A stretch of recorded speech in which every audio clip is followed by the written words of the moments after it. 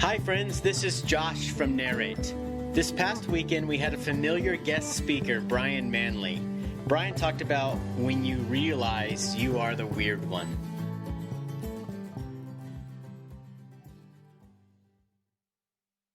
Hey, good morning, everybody. Can I hear good morning back? Good morning. You guys seem way more energetic than the last two. You guys are awesome already. I get it. It's 11:30 or 3 minutes to noon. I get it. But, wow, this thing looks really crazy high. Well, welcome. My name is Brian Manley, and you probably don't know who I am. I'm from Atlanta, Georgia. In last service, I came up here trying to be funny. I was like, hi, y'all. I'm Brian from Atlanta, Georgia. And trying to get Southern, and just didn't go over very well. People are like, yeah, right, old man. Like, not funny. So, again, my name is Brian Manley. I've been a part of the Narrate community, believe it or not, from thousands of miles away in Atlanta for over 8 or 9 years now. I initially did the Narrate logo, and I do a lot of branding and stuff that you see around the church. What else do I do?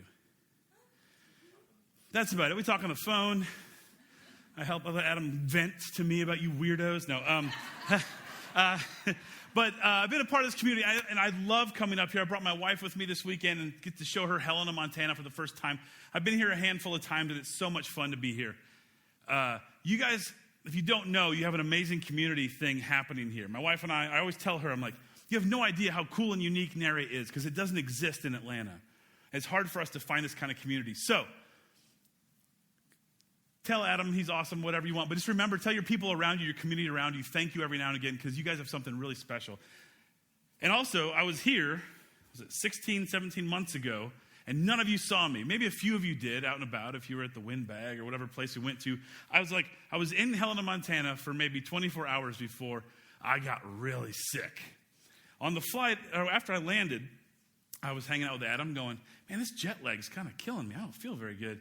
Woke up the next day, had coffee with Kate. I'm going, is it freezing in here to anybody? I'm dying. I'm like, wait, now it's really hot. What is this coffee shop doing? Like, what is happening? And all of a sudden, I realized, I have 104 fever. I have the flu. And so I spent the entire time being here. I was hoping to speak to you and hang out with you guys, but I spent the entire time in Adam's basement dungeon. Now, it's not really a dungeon, but I have like Nom-style flashbacks of being there, just being like, oh, dear Jesus, where are you? Like, it was so miserable. And it's, of course, Adam is kind of like, but can you speak still? I'm like, what? I know what you need, my man, but like, I'm dying here. And so we had a fun little transition. I think that morning you watched the video, and probably better than me anyway. But it was a good time. But I'm glad I'm here healthy. I'm glad I'm here to speak to you and be with you. And I'm kind of talking about the same thing I wanted to a couple years ago. And what I want to talk about today, sort of loosely, are 4 ideas that revolve around my daughter. And just to get some oohs and ahs out of the way and so you think I'm actually really cool, here's a picture of my daughter. There it is, the ah. And here's another one that's more like her wearing her Elsa outfit. And it looks like a Godzilla poster or something. Then we got another one here of her just being cute around Christmas time. It's just, and then this is really what she's mostly like these days. She mad dogs Santa when we go see him. Which, by the way, my buddy who took that photo sent it to some like German or Dutch parenting blog. And that photo got really popular because I guess those people think it's hilarious that we get angry and cry and get mean mug Santa. I don't know what it is. But I have some ideas I want to talk about that revolve around my daughter. But before we get there, this is how I got to this place. So here's some have you ever questions for you that maybe you can answer in your head. If you're that weirdo, you can raise your hand, but you might be the only one. So have you ever walked into a party that was already happening, and when you walked in, everyone went and looked at you? And you're like, what's going on? What's happening? I did that a few years ago and didn't know I was going to some cool guy hipster Halloween party. Everyone was dressed up like fancy hipster skeleton person. And I decided to dress up like a black metal musician in corpse paint. I looked like Gene Simmons from Kiss. And it was kind of, whoops, I have the wrong outfit. And I'm like, okay, that's me. I'm the weird one. I get it. Have you ever had those moments in your life, you're like, if 16-year-old me had any idea this is what would be happening in my life right now, they'd be freaking out. You ever had those moments? That's good. That means you're weird and you love your old self.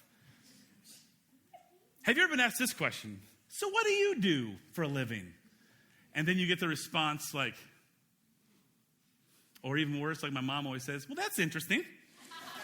My mom says, that's interesting to about anything she's very uncomfortable with. I get that quite often, which makes me feel like it's not validating my job and career that I have. Now, this one may be a little specific, and maybe you've never dealt with this, but have you ever dropped your daughter off at school at her daycare and accidentally forgot your key card to get into the building, and then walks up another parent that you've met and know, well, you think you do, and they look and you say, can you please let me in? And they look at you and say, how do I know you're not a criminal? And then you look at them and go, but we talked yesterday about your daughter. And she was like, that's interesting. No, she's like, and finally she let me in. So no, that you haven't been profiled and been called a criminal at your kid's school. Well, when that happened, I had kind of this moment of like, okay, that's it. I get it. All these parents have normal jobs. I'm a graphic designer. I work from my home. I have this weird beard and this weird face. I get it. It might be a little off-putting. But I think it's okay to realize you're the weird one in the moment. So today I want to talk about when you realize that you are the weird one. And these are just observations I want to talk about. 4 things I've learned from being around my daughter and things that I want her to learn from me from watching her. Does that make any sense? Probably not. And the first idea is thinking high and low. Thinking high and low. Now that's a weird one because the statement makes no sense. But thinking high and low kind of came out of this idea for the chef David Chang at this restaurant in New York. This restaurant's called Momofuku. I challenge you all to say that, but without sounding like a swear word, because Momofuku is kind of a funky word to say. But at Momofuku, David Chang is a world-renowned, like Michelin star-rated chef. Like he's an amazing chef, and his whole philosophy on cooking is called his high and low philosophy. And what I mean by that is he creates dishes that are super elevated and super low class all at the same time. He calls it, what does he say? He calls it stuffy, he's called sophisticated but not stuffy. And one of the dishes he made that blew my mind, and I'm still wrapping my head around what this might taste like, but I can't afford to go there, is this dish where he initially had a small, like $90 jar of caviar and served it with a bag of Ruffles potato chips. And that sounds kind of awesome, but also, I don't know about that. And then he upped the game when this thing was like taking off and getting really hot and trendy. He upped the ante, served a bigger jar of caviar, maybe a $300 or $400 jar of caviar, with 3 buckets of fried chicken. And you're supposed to take the fried chicken and dip it in the caviar and eat it. And I guess it's supposed to be one of the most amazing experiences in the world. But could there be no 2 different things in the world?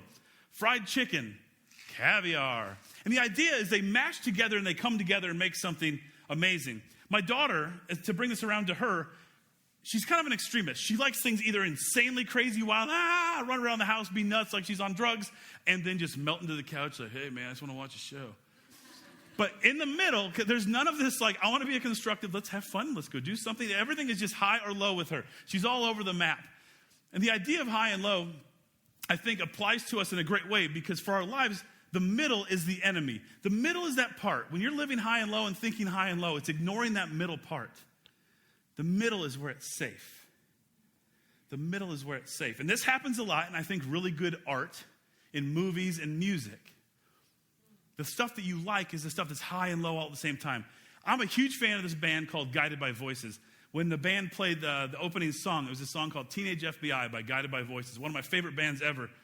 And one of their most popular albums, and kind of their sound, comes from like being super lo-fi, almost hard to listen to, sounds like it was recording of a recording of a recording of a recording, but the most beautiful, perfect pop songs. I would almost say like Beatles-esque. I would even say, and I will challenge anybody, better than the Beatles. I know it's blasphemy, right?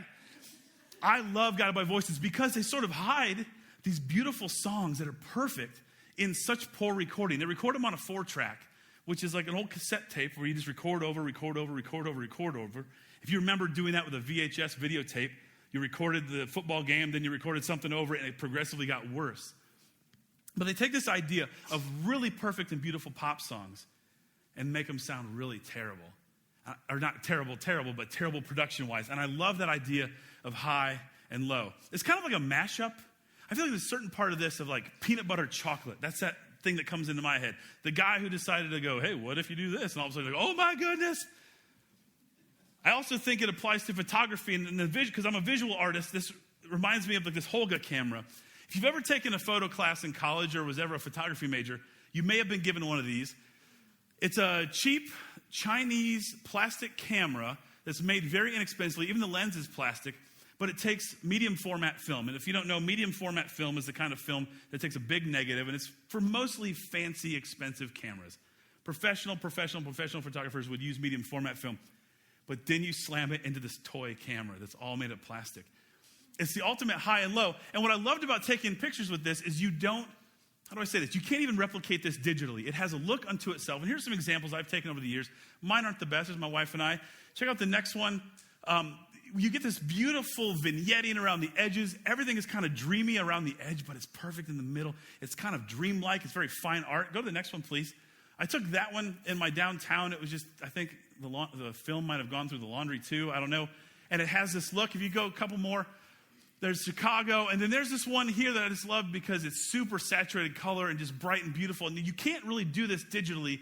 And it loses its soul. This camera has tons of soul because it's two things at once. It's super high end and super low end. Now, this is about as spiritual as we're going to get today. Not the camera part, but what I'm going to say next. This is not going to be Adam doing like a normal, like, let's get real deep and nerdy. Like you talking numbers earlier, math whiz, look at that. But this is what I think about when I think of high and low in a spiritual context. Jesus was God. He was walking around telling people he's God.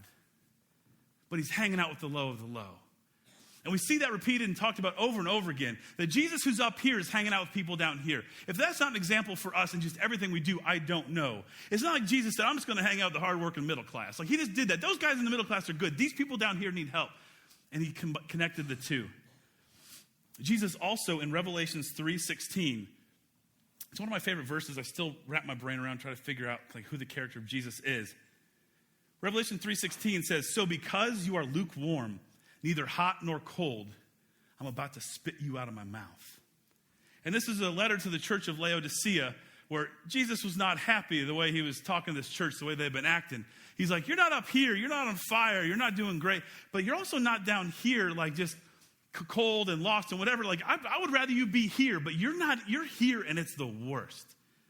The middle's where it's almost uncreative. There's no challenge. There's no energy. The middle is boring. And as I've lived with my daughter for 3 years, I realized thinking high and low is really important in life, and especially dealing with the crazy 3-year-old.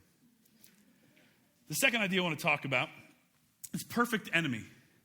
Perfect enemy. Years ago, I was told a quote by a buddy, or he told me, or I read this quote, and it says, don't make perfect the enemy of good. Have you ever heard that quote? There's kind of variants going around, but I think the original Voltaire, I don't know if you guys are French philosopher folks, but Voltaire said, perfect is the enemy of good. But I like what I heard first, which is don't make perfect the enemy of good. In life, in design for me, it's really hard not to keep striving for perfection. I'm not a perfectionist by nature, but in design, it's really hard not to, like, when do you stop on a project? When do you stop making a painting?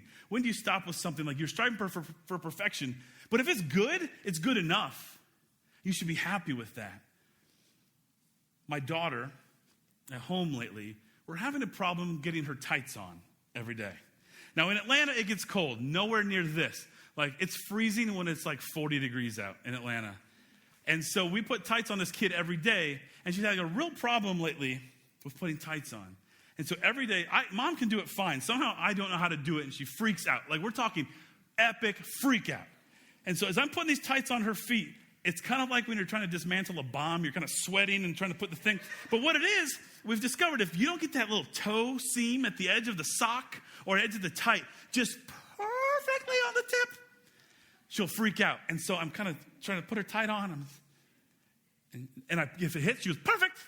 She just says perfect. I'm like, all right, okay, cool. One down, one to go. Here we go. And you do the second one, you're like, huh? And if you get it wrong, she's like, Daddy, you're doing it wrong. I'm like, why are you yelling at me? Like, come on. And I know. So I'm putting the second one on. And I finally get it. She just goes, perfect. Thanks, Dad. Boop, pulls it up and keeps going. But if we don't get it done perfectly, the right way, the right time, there's another 34 minutes of freak out that she's late for school. And it's a nightmare. How often do you guys struggle with this in your job, your life, your relationships? You're looking for perfection, but good is sitting right there. Even great. But sometimes we put perfection so high at a standard that we must achieve. Remember going to a Christian college, when everyone's starting to date, they're looking for the perfect guy or the perfect girl. And, a few years later, they haven't found the perfect guy or perfect girl, but they were dating a lot of great people along the way. And next thing you know, they're sitting there on Facebook being like, hey, you guys know anybody? It's like, all right, cool, we don't, but you're a weirdo. So perfect gets in the way sometimes of being good. Good can be good enough. What was I going to tell you about this? I had a whole thought I was going to say earlier about being perfect. Then my daughter's tights thing threw me off. I apologize. Well, that's just it. Let's just stay there. Well, this was actually the thought I had. I wrote a weird note down, and I don't know how to decipher my own notes. But I have a good friend. We have good friends that live in Atlanta, and she's a professional mommy blogger. I don't know if you are one or have seen one, but they create the social media persona that they have it together. They are perfect, right? This idea that their kids are playing ha ha ha, everyone's having fun. And they don't do it to be like, look at me, I'm so awesome. There may be a touch of that, but mostly it's just like, hey, I got given these cool free lamps. I'm just going to take a picture of them, and you're going to think I'm super cool because of it. And when you read the comments on people's pages, like, oh my gosh, you guys are just the best. I wish I could do that, but I work all day, and I got 4 kids, and they're insane. And these people are just kind of sad-sacking it on this page and message board, being like, I just can't achieve and attain your perfection. But their perfection is not real. I'll never forget, we were with them one day, and she was on this photo. She's like, hey, we're hanging out, but I got to go do a photo shoot with this bike. It's like a $1,200 hipster cool guy bike. And she did this photo shoot with this bike. And then the company was like, here's your bike. Just keep it and take pictures of it and put it online. I'm like, oh, that's how this whole system works. You're given stuff. Gotcha. But this idea of perfect isn't really real. Be good with good enough. Be good with great. But don't make perfect the enemy of good. This third point I want to talk about is one of my favorites. It's called Stop and Smell the Roses. Don't just take pictures of them. This is something I've had to learn to really wrap my brain around and stop. Because my daughter is like my muse. I love photographing my daughter. I can't stop because I'm madly in love with her. And I love using cool camera gear to chase her around and document her age. But sometimes it gets me in trouble, mostly with my wife, when we're at the beach trying to have a family moment and enjoying this whole beautiful vista. And it's the ocean, the sun is setting, and there's Dad over the corner being click, click, click, click, click, click, click, click, click. Ruining the moment and not being present. It's happened more than once where she's like, Brian, put the camera down. Got it. Done and done. But I'll tell you what gets harder is when we have these devices in our pockets, right? Where all we want to do is stop and take pictures all day of every little thing we do.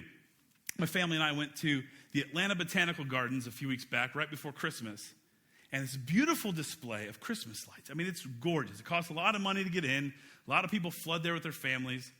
A lot of beautiful Christmas lights that you just can't see. Somehow Atlanta has missed the whole, let's get Clark Griswold crazy for Christmas. So no one really does their houses crazy. But so we go to the Botanical Gardens. But what annoyed us the most as we're walking through this place, trying to enjoy it, are the amount of people with iPad-sized devices and iPads all just going snap, snap, snap, snap, snap, snap, snap. Snap, snap, snap, snap, snap. Trying to take every picture they can of every light bulb. What are you going to do with those pictures? I have this theory that there's just going to be after society is doomed and gone, or after whatever, there's just going to be gigs of photos that are unusable and unlook-attable. All because we just had this desire to fill the space and document the moment. I get documenting small moments, but there's this lady in front of us who was just walking around with an iPad, no joke. First off, guys, the iPad's not a camera. Don't carry it around publicly. And walking around with this iPad, and so you got this bright glow of her iPad interrupting your beautiful visual. And she's just taking one light at a time. I'm like, lady, I'm losing my mind here. But we can't put our devices away. One of my favorite stories as of late, and this is a precursor story. There's this band called Every Time I Die. And I will challenge you to imagine what this band sounds like when they're called Every Time I Die. Lots of rah, rah, rah, and lots of fast and punk rock and all that craziness. But this hardcore band, Every Time I Die, was famous on the internet last year for something that happened with a phone. But I'll get to that in a second. But for me, just to explain how frenetic and crazy an Every Time I Die show is, I go see them every time they come through Atlanta. And 2 times ago when I saw them, I'm sitting at the show, watching the show, being like the old cool guy in the back, being like, yeah, right on. I'm not in the front. And this venue has these high side railings, and there's a lot of people crowd surfing, a lot of people stage diving. And then out of nowhere, I feel kabonk on the side of my head. This girl had decided to jump off the side, not let anybody know, and just was like, I'm going to lead with my knees. And her knee just like banged me in the head. And I was stunned, and I think I kind of blacked out for half a second, but I'm like, rock and roll, let's do this. And so I enjoyed the rest of the show. I get home, and my wife just goes, what happened to your head? There's like this golf ball had been like shoved underneath my skin, and I don't have cool hair that I can like do a cool comb over, you know, to make it look like it's not there. You see it because I have this head. And I was like, yeah, I have a headache. And every day I had a headache. And eventually I went to the doctor, and the doctor's like, yeah, you probably got a concussion. You probably should have come to see me, you ding-dong. But that was an aside. This is how these shows work. These shows are crazy. And I'm not giving you homework, but if you get bored, search Every Time I Die cell phone kick. Because at this Every Time I Die show, this kid jumped on stage, was going to crowd surf or stage dive, but instead pulled his phone out, got in a selfie stance, and got next to the singer, and while the show is happening, by the way, it's not downtime, and starts to do this, and off stage right comes a guitar player and goes, boom, and just kicks his phone out of his hand, and it goes flying into the crowd. And when that happened, I think everyone collectively was super excited that moment had been ruined, because you don't do that at a hardcore show. Stop and smell the roses. I think it's really important to put down our devices sometimes and just be present. I know Adam talked about this a few weeks ago, about the act of being present is getting harder and harder and harder. I'll show you this picture I saw a couple years ago of a movie premiere. Just take a look at this picture for a second. Do you notice anything interesting? Everyone is on their phone, but zoom in real quick for me. Thank you. Look at her. But look at the peace on her face. Like she's the one enjoying, like everyone's got a smartphone, but they look real dumb. Like this lady is the one enjoying them. I want that joy when I go day in, day out. I don't need to document every 43 seconds of my life. Stop and smell the roses. Don't just take pictures of them. The last idea, the last little weird thing I've learned by being around my daughter is get up, dust yourself off, keep going. This is something a couple years ago, my wife and I found ourselves saying way too often to our little kid. She would get this thing going where she would run like a cartoon character and her head would go faster than her body. And next thing you know, boom, she falls. Kids fall a lot. Kids fall way too often. And we affectionately called her our little drunk giraffe. Now, imagine what a drunk giraffe might be like, but it's what it felt like. She would just fall all the time. And in order to keep her from going into hysterics, you're like, it's okay. You do that thing as a parent, like, it's okay. You're like, she's not a dog, relax. But you're like, it's okay. But then we find ourselves saying, get up, dust yourself off, keep going. Get up, dust yourself off, keep going. It's okay, because she's a girl. She freaks out. There's dirt on her pants. And we're like, oh, keep going. This would happen over and over and over again. Part of being a designer, part of being a creative, is this idea of rejection happens quite often. For a kid, it's easy to say, come on, pick yourself up, dust yourself off, keep going. They'll do it. But as an adult, that is a really hard thing for us to kind of take in. Because it's really easy to quit. Like when a client tells me they don't really care for the work or they've rejected me, I kind of want to cry sometimes. You know, like you just kind of go, but you're hurting my feelings. Like I don't want to keep, like many times if my wife's come home and I've said, I'm done doing design. This bozo doesn't like my work. And she's like, stop being a baby. And it happens, but rejection is really hard sometimes. It can be really challenging for us to kind of deal with because quitting is easy. I just always think, can you imagine like the rejection a fine art sculptor must feel when they've done commissioned work and it's beautiful and they're in love with it and the guy who's going to pay for it or whatever the case may be just goes, nah, that would kill me. But that poor guy has to pick himself up, dust himself off, keep going. I have a story that's sort of connected to Narrate Church here. My buddy, Raji King, who was at the last service. You guys know Raji King? All right. Oh, is that a good yep or a bad yep? Because it can be both, right? But Raji, when I was here 3 or 4 years ago, I spoke, and unbeknownst to me, he had sent my message to his buddy Mike, who runs a design conference in Columbus, Georgia, called Creative South. One day I get a call from this guy named Mike, who's like, hey, I got your info from Raji. I heard your message. I would love for you to come and speak at our conference. I'm like, wow, that's amazing. I've never been asked to do anything like that. This would be really cool to speak to other creatives. Now, in my mind, I thought it was going to be a really challenging talk because I assumed every creative would have their laptop open, be designing cool stuff, and just judging me the entire time. But luckily, that's not how it turned out. By the way, Raji, when he introduced my talk at this conference, this is where I like to throw Raji under the bus. Last service, he was here to defend himself. Now he's not, so let's go for it. No, I'd given Raji a bio that said, Brian probably designs artwork for terrible bands you loved when you were in high school. I do a lot of pop punk artwork and bands that were on the radio but a few years ago. And so it said, bands that you love or terrible, whatever I said. So Raji somehow fumbled that in his brain and said, Brian's a terrible designer that does terrible work for terrible bands. Go out there, Brian, have fun. And so I went out there and I dusted myself off, kept going because, well, it's Raji and I just kind of let it slide. But I kept going. And I did this talk, and it went really well. And afterwards, I was overwhelmed with the positive vibes and love everyone gave me after the talk. But around that time, leading into Creative South, and I knew I was kind of touch and go with a buddy of mine, Jacob. My buddy Jacob in Orlando, he and his wife were like 5 or 6 months pregnant. And the doctor, a couple days before Creative South, said, hey, I need you to come back a couple days. I saw something weird in the test that's not looking good. And so my buddy Jacob would call me, and we'd talk all the time. And as I'm heading to Creative South, in and out of conferences, we'd text back and forth. I'm like, it's going to be all right, buddy. Hang in there. I'm praying for you. I'm going to lift you up. We're going to do this. It's going to be all right. And after the conference, after I did my talk, I walked back to the hotel. And right as I'm walking back, I get a text and said, we got bad news. And it's the kind of bad news that ruins your day. And I went back to the hotel and just sobbed and cried and wept and grieved. But as I was doing that, I also had this moment of, I don't know if you guys here are pusher downer dudes that have bad things happen to you. And so instead of dealing with them, you just push them down, right? Or tough. I'd pushed down a bunch of emotions and feelings from years past that when he told me this story, those emotions were unearthed. And I began to cry and sob because for years and years, my wife and I have been married for over 10 years at this time, and been trying to have kids for a long time, just start a family. And nothing was working. And much like my buddy Jacob, we had one day where we got the bad news. The kind of bad news that throws you into a funk for a long time.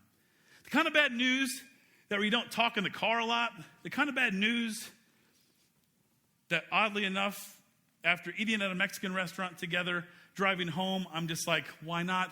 And we're dealing with this idea of, do we keep going? Do we keep trying to start a family? Do we keep at it? And I just got in this punk hardcore record by this aggressive band, but it's like a positive hardcore record. And they had this one song that was super emotional, all about like, we're going to keep going. We're going to do this with our friends around us. Yeah, like it's just super aggressive. She's like, why are you playing this? This is really aggressive and loud. I don't like it.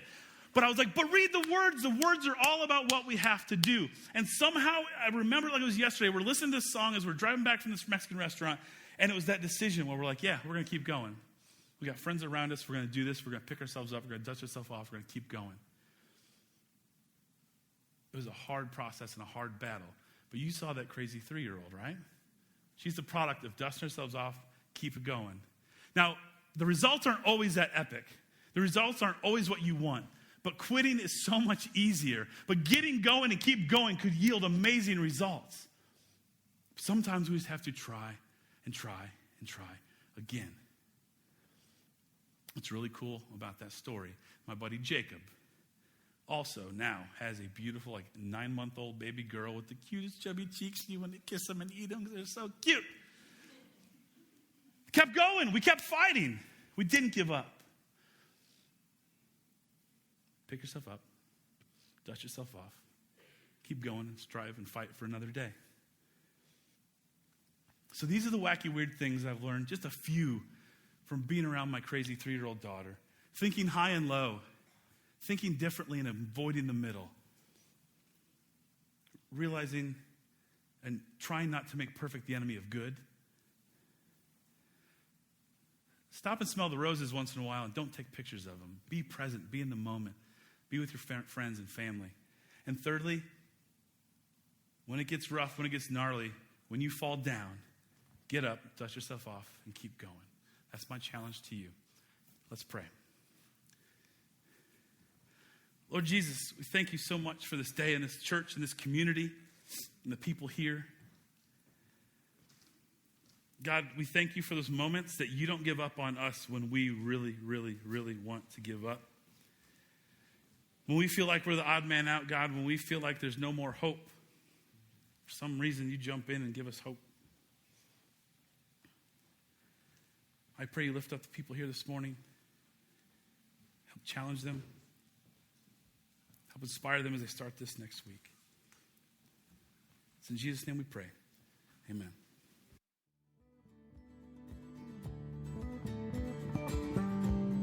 If you would like to engage further with Narrate Church, you can find contact information online, www.narratechurch.org. We would love to hear from you.